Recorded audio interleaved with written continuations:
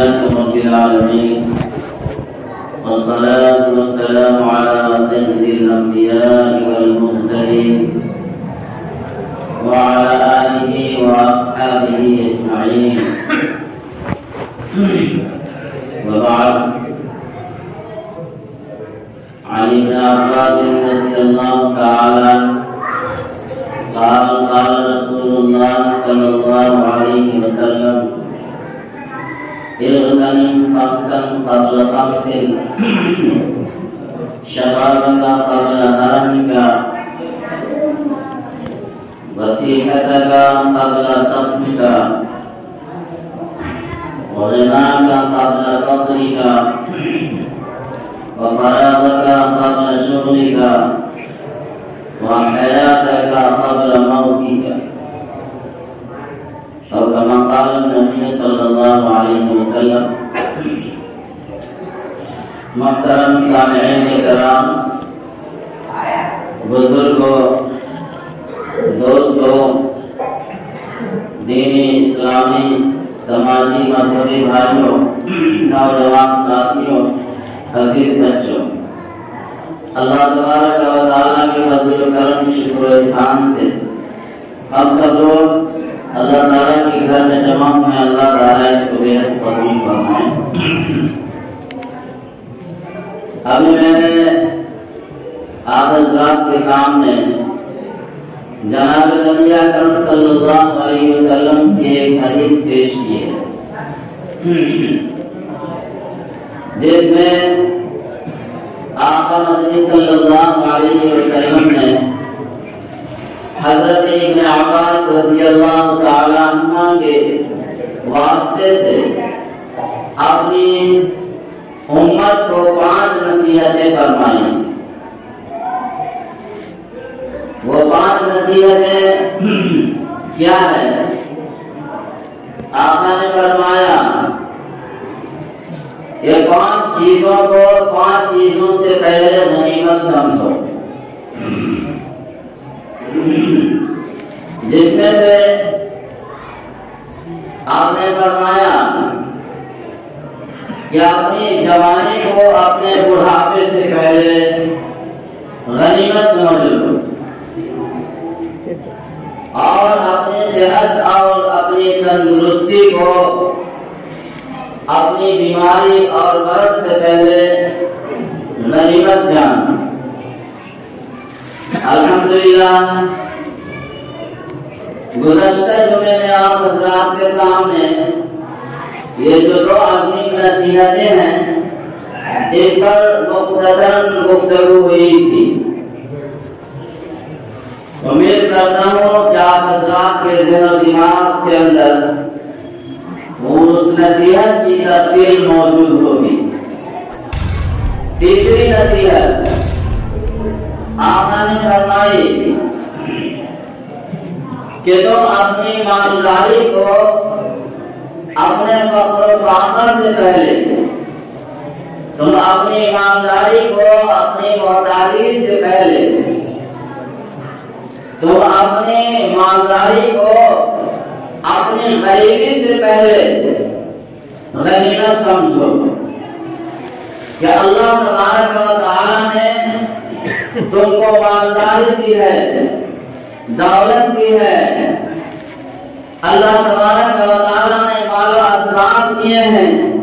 زمین و جائیداد دیے ہیں، ہر قسم کی سہولیات فراہم کی ہے پروردگار عالم نے. آج تم عیش و عشرت کی زندگی گزار رہے ہو اللہ تعالیٰ کی دی ہوئی دولت کے ذریعے. یہ جو دولت ملی ہے یہ دولت ہمیشہ رہنے والی نہیں ہے، اس لیے کہا گیا ہے المال غادل وراحل، کہ مال صبح آتا ہے اور شام کو چلا جاتا ہے. ہم لوگ اپنی آنکھوں سے دیکھ رہے ہیں، ہم مشاہدہ کر رہے ہیں، اپنے گاؤں میں، محلے میں، معاشرے میں یہ دیکھ رہے ہیں کہ بہت سارے لوگ جو بڑے پیسے والے تھے، بڑی دولت والے تھے، بہت سارے لوگ جو زمیندار تھے، آج وہ غریب ہو گئے ہیں، آج وہ محتاج ہو گئے ہیں، آج وہ مفلسی کی زندگی گزار رہے ہیں۔ اور اسی طریقے سے ہم دوسری طرف ایسے لوگوں کو بھی دیکھ رہے ہیں،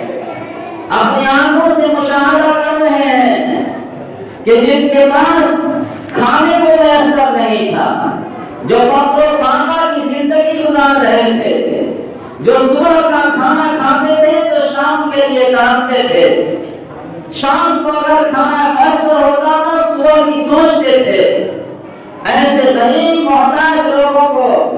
ہم یہ دیکھ رہے ہیں کہ اللہ تعالیٰ نے بڑی دولت سے نوازا ہے۔ آج وہ زمیندار ہیں، آج وہ کل کارخانے والے ہیں، آج وہ فیکٹریاں چلا رہے ہیں، آج وہ بڑی بڑی لگژری گاڑیوں میں چل رہے ہیں، تو ہم دیکھ رہے ہیں آنکھوں سے۔ اس لیے فرمایا کہ بعد صبح کسی کے پاس ہے اور شام کو کسی کے پاس ہے۔ مال اور دولت المال ذل زائل، یہ مال دولت کا ہے ڈھلتی ہوئی چھاؤں ہے، آج کہیں ہے، صبح کہیں ہے، دوپہر کہیں ہے، دوپہر کہیں ہے، شام کہیں ہے۔ اس لیے حضور نے فرمایا کہ اگر تم کو دولت دی گئی ہے،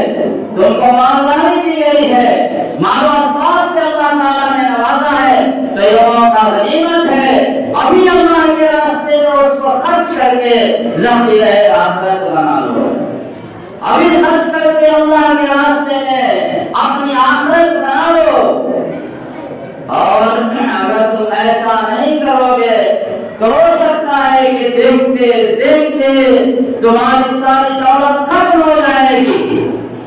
تمہارا سارا مال ختم ہو جائے گا، اور تم محتاج بن کے دوسرے کے سامنے ہاتھ پھیلانے والے بن جاؤ گے، تم سوالی بن جاؤ گے۔ اس لیے اس دن کے آنے سے پہلے کہ تم کو محتاجی کا سامنا کرنا پڑے،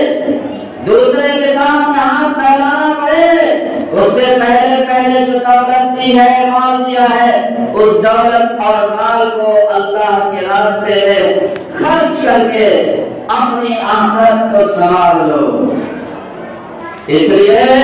ہم تمام لوگوں کو اس نصیحت پر عمل کرنا ہے۔ مال و دولت خرچ کر کے ثواب کرنے کے بہت سارے ذرائع ہیں۔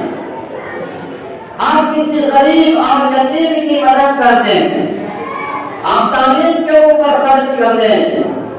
آپ تعلیمی اداروں میں مساجد کے اوپر خرچ کر دیں، بے شمار واسطے ہیں اللہ تبارک و تعالیٰ کے کہ جس کے اوپر آپ خرچ کریں گے تو آپ کی آخرت سنور جائے گی، اور دنیا کے اندر بھی اللہ تبارک و تعالیٰ آپ کو عزت دے گا، آپ کا اکرام اور آپ کی تعظیم کرائے گا۔ لیکن افسوس، سب افسوس کہ آج بڑے بڑے مالدار، بڑے بڑے پیسے والے دنیا کے اندر ایسے ہیں کہ جو کار خیر میں خرچ نہ کر کے خرافات میں خرچ کر رہے ہیں، رسوم میں خرچ کر رہے ہیں، جہالت کا کام کر رہے ہیں، چاہے وہ شادی بیاہ ہو، چاہے اور کوئی فنکشن ہو یا کوئی اور تقریب ہو، وہ تقریبات کے اندر بے جا اسراف کرتے ہیں، فضول خرچی کرتے ہیں، اور فضول خرچی کر کے وہ شیطان کے بھائی بن رہے ہیں۔ اور معمولی سی بات ایک شادی ہے جو شریعت نے نہایت ہی سادی قرار دیا ہے، شادی نہایت سادی ہے، کوئی سادگی ہے اس کے اندر، کوئی شور ہنگامہ نہیں، کوئی بڑا خرچہ نہیں، کوئی لاگت نہیں، لیکن ان شادیوں کے اندر بہت سارے خرافات کے ساتھ ساتھ اور ایک خرافات کی ایک قسم پٹاخے بازی کی شروع ہو رہی ہے، پٹاخے بازی کی ایک خرافات شروع ہو رہی ہے۔ یہ گناہ ہے، ناجائز اور حرام ہے، یہ ہمارا طریقہ نہیں ہے، یہ غیروں کا طریقہ ہے، یہ کافر و مشرک کا طریقہ ہے، یہ مجوسی کا طریقہ ہے، اور مشرک فرقہ میں سے ایک فرقہ برمکی ہے، اس نے سازش بازی کا ایجاد کیا ہے، اور اس کو تمام کے تمام علماء کرام فقہاء اعظام نے ناجائز اور حرام قرار دیا ہے آتش بازی کو۔ آج اللہ تعالیٰ نے پیسہ دیا ہے، دولت دیا ہے، تو اپنے پیسوں میں آگ لگا کر کے اس کا تماشا کو دیکھتے ہیں۔ یہ ہے مسلم قوم۔ کوئی کہتا ہے کہ فلاں آدمی کے یہاں شادی ہوئی، 15,000 روپے کا ایک ڈبہ لایا تھا پٹاخے کا۔ کوئی کہتا ہے کہ فلاں کے یہاں شادی ہوئی تو 20,000 روپے والا ایک ڈبہ پٹاخے کا لایا تھا کہ ایک مرتبہ جو اس میں آگ لگا دیا تو آدھے گھنٹے تک وہ پٹاخہ پھوٹتا۔ اور یہ بطور فخر کے لوگ بیان کرتے ہیں۔ ارے غور تو کرو، یہ فخر کی بات نہیں ہے، یہ خوشی کی بات نہیں ہے، بلکہ یہ رونے کی بات ہے، اللہ کے سامنے جھکنے کی بات ہے، یہ شرمندگی کی بات ہے کہ پروردگار عالم نے ہمیں دولت دیا تھا صحیح راستے میں خرچ کرنے کے لیے، صحیح مصرف پر خرچ کرنے کے لیے، اور ہم غلط راستے میں اس کو خرچ کر رہے ہیں اور ہم اس کا تماشا دیکھ رہے ہیں۔ آج تک کوئی بھی عقلمند اس بات کو گوارا نہیں کرے گا کہ اپنے روپیہ اور اپنے پیسوں کی تکڑی کے اندر وہ واپس مانگے، کوئی بھی گوارا نہیں کرے گا۔ اگر کوئی ایسا کرتا ہے تو دیکھنے والے سب کے سب یہ کہیں گے کہ روپیے کی تکڑی میں آگ لگانے والا یقیناً اس کا ناقص روح ڈھیلا ہو گیا ہے، یہ پاگل ہو گیا ہے، یہ موقوف ہو گیا ہے، پاگل نہیں ہے اس کی تو اپنے پیسوں کے اندر یہ آگ لگا رہا ہے۔ لیکن اگر اسی جگہ کوئی 20,000 روپے کا 15,000 روپے کا پٹاخہ کا ڈبہ لا کر کے آگ لگاتا ہے اور آگ لگا کر کے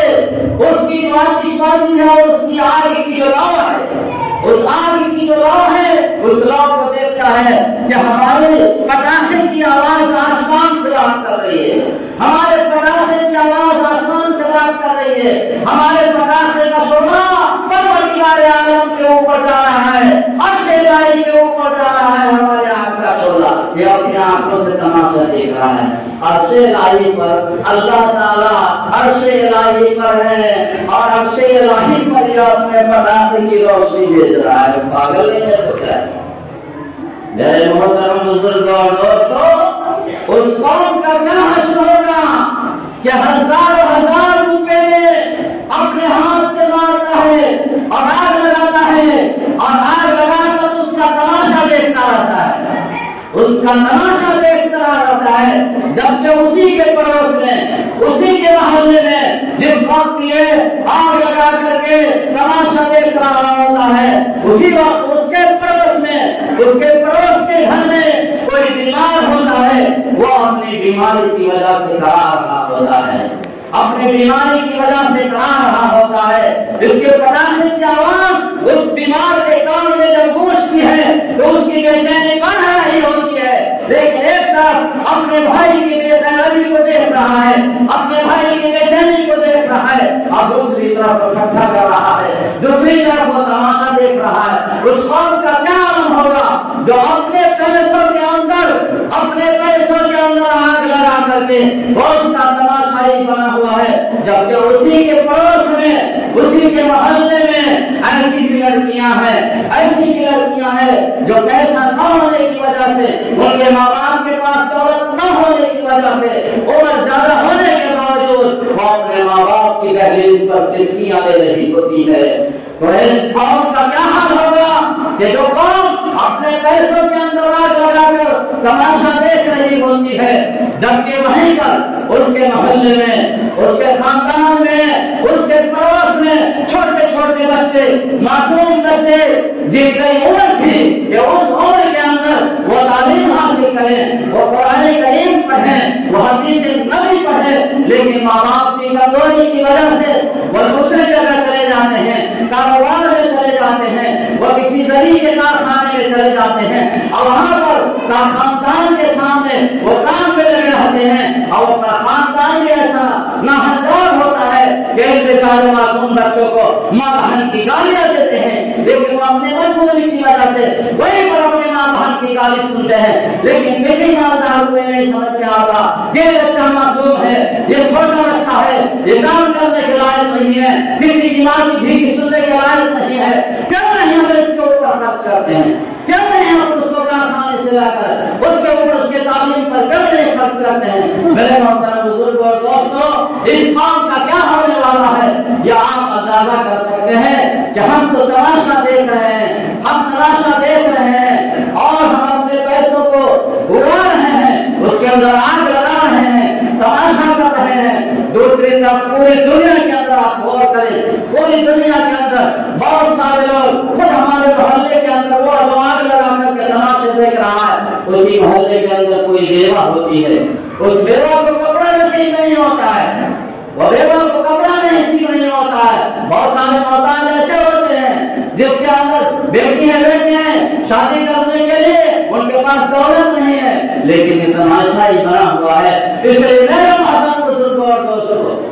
غور کرنے کا مقام ہے، سوچنے کا مقام ہے۔ جو لوگ اپنے پیسوں میں آگ لگا کر اللہ تبارک و تعالیٰ سے مقابلہ کر رہے ہیں، وہ غور سے دھیان کر لیں اور سن لیں، دنیا کے اندر بھی اس کا بھلا نہیں ہوگا اور آخرت میں بھی اس کا بھلا نہیں ہوگا۔ اس لیے کہ یہ مالدار، یہ ساہوکار، یہ پیسے والے اپنے شادی بیاہ کے اندر بیڑا خرچ کر کے پٹاخے کھول کر کے دوسرے غریب لوگوں کو قبضہ کر لینے پر آمادہ کرتے ہیں۔ ظاہر سی بات ہے، اپنے پڑوس میں مالدار کو کوئی غریب دیکھے گا تو اس کے گھر میں پٹاخہ بازی ہوئی تھی، اس کے گھر میں اتنا خرچہ کیا تھا تو میرے یہاں بھی خرچہ ہونا چاہیے، کہاں سے لائے گا؟ تو بالآخر وہ قرض لے گا، وہ قرض لے گا اور قرض لے کر کے دیکھا دیکھے مالداروں کی حوث تھی، وہ اپنی بھی پیاس بجائے گا اور اس طریقے سے قرض کا دباؤ اور قرض کا بوجھ اس کے اوپر پڑا رہے گا۔ اس کا گنہگار کون ہو گیا؟ کون ہوگا؟ جس نے آمادہ کیا ہے دوسروں کو قرض لینے پر، پھر وہ قرض لینے کے بعد جب چکاتا نہیں ہے تو قرض دینے والا اس کے دروازے پر آتا ہے، اس کی دہلیز کی مٹی کھود دیتا ہے، اس کو گالی دیتا ہے، گلوچ کرتا ہے، اس کی بےعزتی کرتا ہے، اس کی حدود ریزی کرتا ہے، وہ بیچارہ قرض لینے والا سب کچھ کو برداشت کرتا رہتا ہے۔ اس لیے میں محترم بزرگوں اور دوستوں، یہ جو نئی فضا چل گئی ہے، نئی فضا قائم ہو گئی ہے، یہ برباد ہے، اور اسی طریقے سے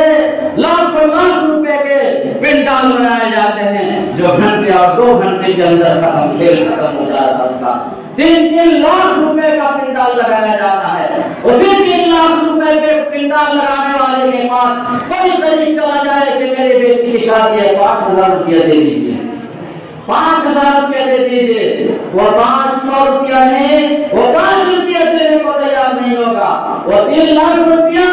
واہ میں خرچ کر دیتا ہے لیکن وہ 30 روپیہ دینے کو تیار نہیں ہوگا۔ میرے محترم بزرگوں اور دوستوں، مسلمانوں کی غیرت گئی تو کہاں گئی؟ آقا نے تو فرمایا تھا المومنوں کجسد واحد، المومنوں کجسد واحد، مومن کی مثال تو ایک ہی جسم کی ہے۔ آپس میں مسلمان ایک دوسرے کے ساتھ محبت کرنے کے سلسلے میں، آپس میں ایک دوسرے کے اوپر رحم و کرم کے سلسلے میں ایسا ہے جیسا کہ ایک جسم ہے۔ اذا اشتكى منه عضو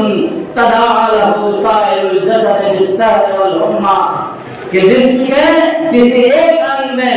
جسم کے کسی ایک عضو میں تکلیف ہوتی ہے تو سارا جسم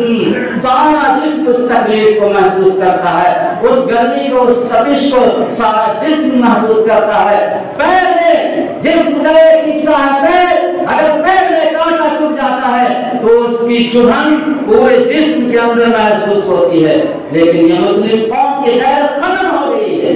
یہ مسلم قوم دیکھ رہی ہے کہ ہمارا پڑوسی دلک رہا ہے، ہمارا پڑوسی کاٹ رہا ہے، اس کی یہ فکر نہیں ہوتی ہے ہم اس کے احتیاج کو، اس کی محتاجگی کو دور کریں، ہم اس کی مدد کریں، مدد کر کے اللہ تعالیٰ کے سامنے ہم سرخرو ہو جائے، اس کی فکر نہیں ہوتی ہے، اس کو تو اپنی فکر ہوتی ہے۔ آج آپ دیکھ رہے ہیں، دنیا کے اندر دیکھ رہے ہیں، یہ مسلمانوں کو مارا جاتا ہے، اوپر ظلم کیا جا رہا ہے، تشدد و بربری کی جا رہی ہے